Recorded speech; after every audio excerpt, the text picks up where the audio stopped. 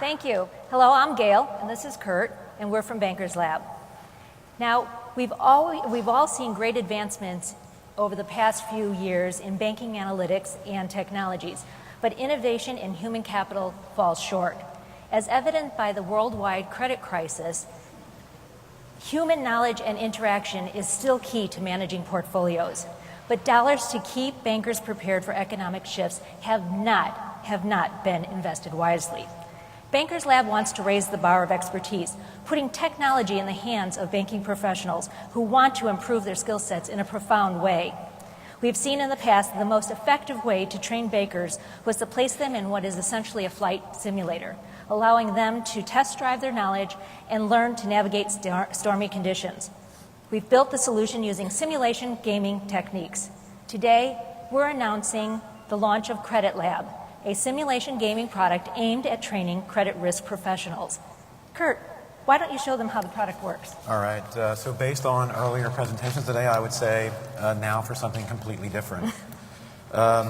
Yes, our basic idea, the essential idea is human capital investment. And the refinement on that would be to make your credit risk managers, from analysts on to chief risk officers, more anticipatory of problems or issues as they would come up. The product does that through a set of scene setting orientations where we provide a basic scenario. The current implementation of CreditLab involves 4 modules. Today's exercise will be a scenario where we drive, if you will, a portfolio of diverse products in emerging and mature markets through 8 quarters during an economic downturn.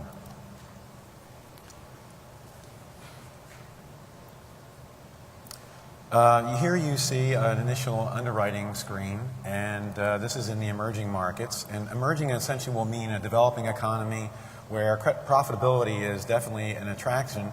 Of course, there's a lack of credit scoring or other data to manage the risk. Here we see a scene-setting document which effectively is preparing us for the fact that we are probably facing a downturn. And then you're seeing on these credit risk, these underwriting things, you see 3 basic groups: the credit standard policies, the exposure, and the pricing. Simply put, the credit standard policies are things that are very common in the industry.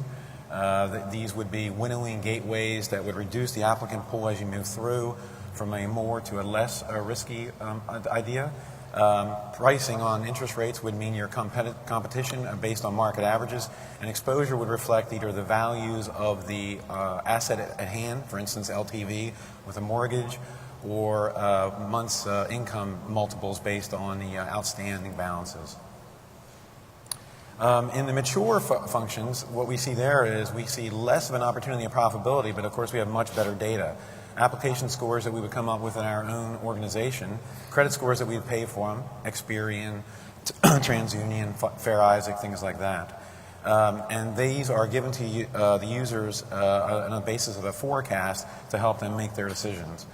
The idea of the simulation is that these would be done amongst competitive teams.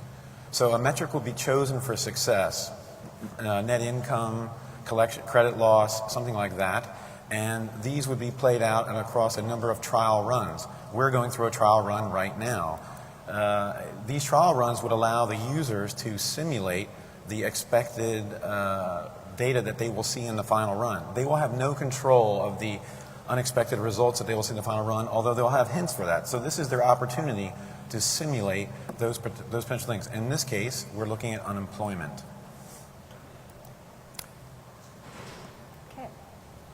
Email just showed up. Indeed. So here we have an idea about some scene-setting information relating our portfolio's performance with regard to the underlying unemployment figures that we expect will occur. So what will be deteriorations, delinquencies, attritions, things like that. In this case, we have unemployment ranges for both the mature and the emerging markets.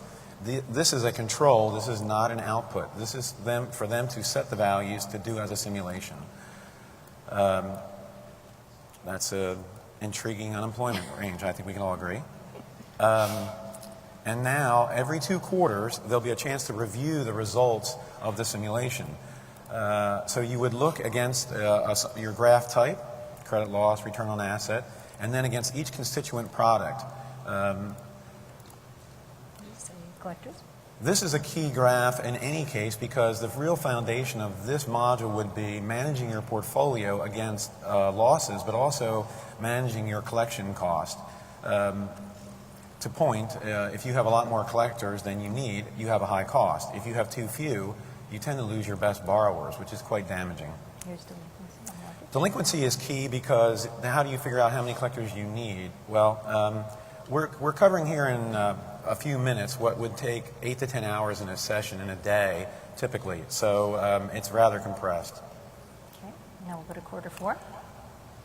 Here we have the collections metrics that we would act upon. So from the top to the bottom, you see the application scores. These, again, would be least risky to the bottom most risky. And then the actions that you could take for your collectors. The issues about this are simple. You don't want to annoy your good borrowers, and you don't want to let go of your ones that are in trouble. So you have to take actions. The other thing would be that some actions are relatively cheap, a phone call, sending an SMS, and some, like visiting their house, is quite expensive.